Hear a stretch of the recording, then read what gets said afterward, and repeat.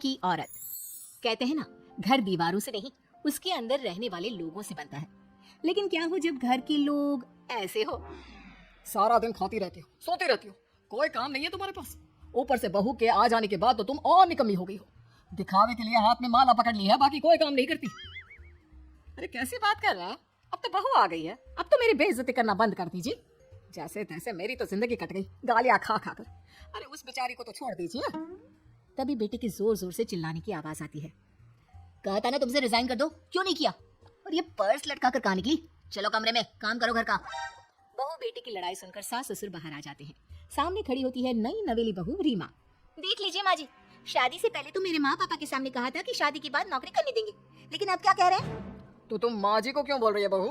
तब उसका मन रहा होगा, अब नहीं है। पर पिताजी, उसके मन से मेरा करियर तो नहीं चल सकता ना। ससुर को बहू की बात पर गुस्सा आ जाता है। वो बेटी की तरफ देखता है। पापा से जुबान लड़ाती है, रुक। ये बोलकर वो पत्नी को खींचकर कमरे में ले जाता है और बंद कर देता है। ये सब देखकर सास दुखी हो जाती है। पति के जाने के बाद सास बेटी से कहती है, देख बेटा, अब जमाना कुछ और है। तेरे पिता ने घर में औरतों की कद्र नहीं की, लेकिन तू ऐसा ना बन।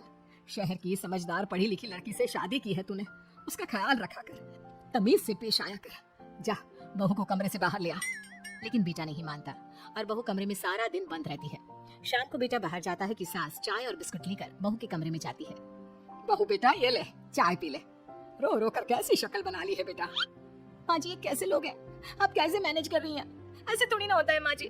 घर की औरतों को तो पिताजी और ये इंसान समझते ही नहीं। क्या करूं बेटा, मैंने तो जैसे तैसे सह लिया, लेकिन तू ना सहना। दोनों बात कर ही रहे थे कि ससुर आ जाते हैं। अच्छा, तो अब बहू को भड़का रही हो? बहुत दिन हो गए मार खाए, अब क्या बहू के सामने खाओगे? जाओ यहाँ से, और जरूरत नहीं है ज्यादा इस लड़की को सर पर चढ़ाने की, समझी? बहू को ससुर की बात पर गुस्सा आ जाता है, लेकिन वो कुछ नहीं कहती। आए दिन बहू देखती है कि कैसे उसकी सास और उसके साथ उसका ससुर और पति गंदा व्यवहार करते हैं। फिर एक दिन, ये क्या बनाया है? खाना बनाना नहीं आता क्या? ये बोलकर वो खाने की भरी सारी थाली फेंक देता है। अरे बेटा कोई बात नहीं, शांत हो जा, मैं अभी बाहर से कुछ मंगवा देता हूँ। हाँ बाबा, ऑर्डर करिए। ऐसे खाने से तो पेट भरने से रहा। वैसे खाना तुमको बनाना आता नहीं और बाहर जाकर नौकरी करना चाहती हो। अरे तुम जैसे को तो पूछते भी नहीं है बाहर। बहू को पति की बात पर गुस्सा आता है, तभी सास बोल पड़ती है। तेरे से ज्यादा पढ़ी लिखी है, वो तो तूने इसे कहा था कि तू नौकरी करने देगा तो तुझसे शादी कर ली, वरना ना ही करवाते इसके माँ बाप तुझसे शादी इसकी। और कमाती भी ये तेरे जितना ही है बेटा। बहू हैरान रह जाती है कि जो सास खुद के लिए एक बार भी खड़ी नहीं हुई, वो उसके लिए बेटे को भी भला बुरा सुना रही है। उसकी नजर में सास की इज्जत और बढ़ जाती है। वो सास को देखकर ये सब सोच ही रही थी कि उसके कान में एक जोर से चांटे की आवाज आती है। किसको किसको मार पड़ी? वो देख ही रही होती है कि उसकी नजर जमीन पर बैठी सास पर पड़ती है। अभी तो धीरे से मारो, फिर जुबान खोली ना तो ऐसा मारूंगा कि कान के पर्दे फट जाएंगे। सास रो रही थी। बेटा और पति वहां से चले जाते हैं। पिताजी अच्छा किया माँ को जोर का चांटा लगाकर, आगे से जबान खोलने से पहले 4 बार सोचेंगी। बड़ी आई। दोनों हंसते हुए वहां से निकल जाते हैं। बहू सास को उठाती है और पानी देती है। मैंने ये दिन रोज देखे हैं बहू, लेकिन तू नहीं सहना। तू अपना जीवन अपने अनुसार जीना। शादी के वक्त मैंने तेरी माँ से बात करने की कोशिश की थी, उन्हें बताया था, लेकिन वो नहीं मानी। बहू सास को पकड़कर रोने लगती है। वो इसलिए नहीं मानी क्योंकि वो मेरी सगी माँ नहीं है। माँ जी, जिस तरह से आप मेरे लिए खड़ी हुई है ना, मेरी माँ भी नहीं हुई। बेटा मैं तेरा भला चाहती हूँ, तू नौकरी इस घर में रहकर तो नहीं कर पाएगी। एक काम कर, इस घर से चली जा, पैसे कमा और खुश रह। माँ जी, हो सकता है कल तक मैं आपके इस फैसले को मान जाती, लेकिन आज नहीं। माँ जी, आप यहाँ इस नर्क को झेले और मैं आपको छोड़कर चली जाऊं? नहीं, कभी नहीं। अगले रोज, सुनिए, वो क्या है ना, मुझे कुछ कपड़े और गहनों की जरूरत है, तो जरा पैसे दीजिए ना। अब आप घर के मर्द हो तो पैसे तो आपसे ही मांगूंगी ना। बुरा तो नहीं लग रहा ना आपको? नहीं नहीं, बुरा क्यों लगेगा, ये लो कार्ड, कर लेना शॉपिंग। अगले रोज, बिजली का बिल आया है 10,000 का, भर दीजिएगा। इतना बिल कैसे आ गया? बेटा वो क्या है ना, सारा दिन बहू घर में रहती है तो कमरे में एसी और टीवी चलता रहता है। अब कम से कम बाहर जाए तो 4 पैसे कमा कर लाए, लेकिन हम लोगों को थोड़ी ना औरत की कमाई खानी है, वो तो मर्द ही करता है ना। पति पर्स देखता है और फिर हाँ माँ ठीक बोल रही हो, खैर चलता हूँ, ऑफिस का वक्त हो गया है। पति ऑफिस से पिता को फोन करता है।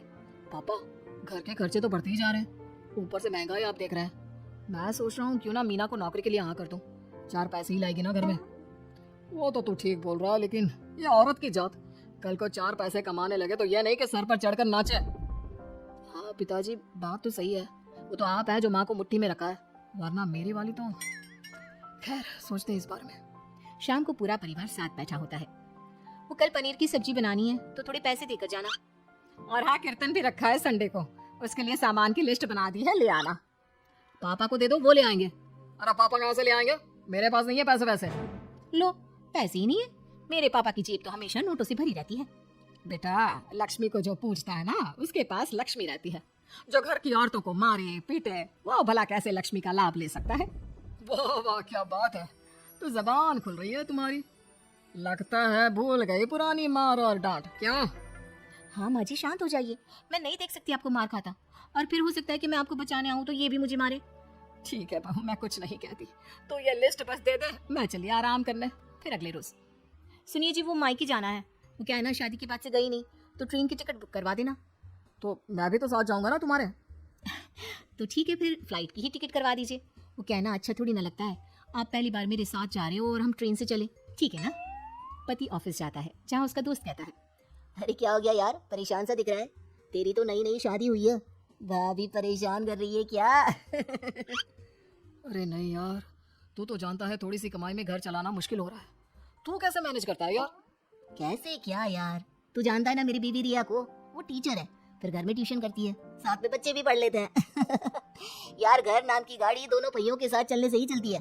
वो भी कमाती है और मैं भी, और चल रहा है घर बस। पति को दोस्त की बात समझ में आती है, लेकिन पिता का ज्ञान कैसे भूल सकता था। भाई, कल को सर पर चढ़कर नाचने लगी तो। शाम को घर आता है, जहाँ उसकी बुआ और उसका बेटा बैठे होते हैं। अरे आ गया लल्ला, कैसा थका थका सा लग रहा है, सब ठीक है ना? नमस्ते बुआ, कैसे आना हुआ? कैसा है रमेश? भाई को तो भाई की याद ही नहीं आती। अरे नहीं नहीं भैया, याद नहीं आती तो यहाँ कैसे आता। ये लीजिए मेरी शादी का कार्ड, जरूर आना। पति कार्ड खोलता है। डॉक्टर रश्मि, अरे वाह, तेरी होने वाली बीवी डॉक्टर है। और क्या भैया, आपकी बीवी इंजीनियर तो मेरी डॉक्टर। तभी वहाँ सास आ जाती है। अरे जब घर में ही बिठाना है बेचारी को, तो काहे का इंजीनियर है, तो काम वाली, घर का काम करती है और आराम। इतनी पढ़ी लिखी लड़की को घर पर क्यों बिठा रखा है? अरे बहू कहीं झोला छाप डिग्री तो नहीं लेकर आई है? पत्नी की बुराई सुनकर पति को गुस्सा आता है। नहीं बुआ, यूनिवर्सिटी टॉपर है मेरी मीना, और हाँ, बड़ी कंपनी में काम भी करती है। बस शादी के बाद कुछ महीनों की छुट्टी ली थी, अगले हफ्ते से ऑफिस शुरू हो जाएगा। क्यों मीना? तभी ससुर आ जाते हैं। हाँ, लेकिन फिर घर का काम कैसे होगा, और पैसे कमाने लगेगी तो सर पर। पिता की बात पूरी नहीं हुई कि बेटा, सर पर चढ़ने का हक है उसका पापा, पत्नी है वो मेरी, यानी मेरे घर की रानी, और रानियां तो सर का ताज होती है। क्यों मीना? मीना पति की बात सुनकर शर्मा जाती है। वाह बेटा, तू सही समय में समझ गया कि औरतों की इज्जत करने वाले घर में शांति और लक्ष्मी का वास होता है।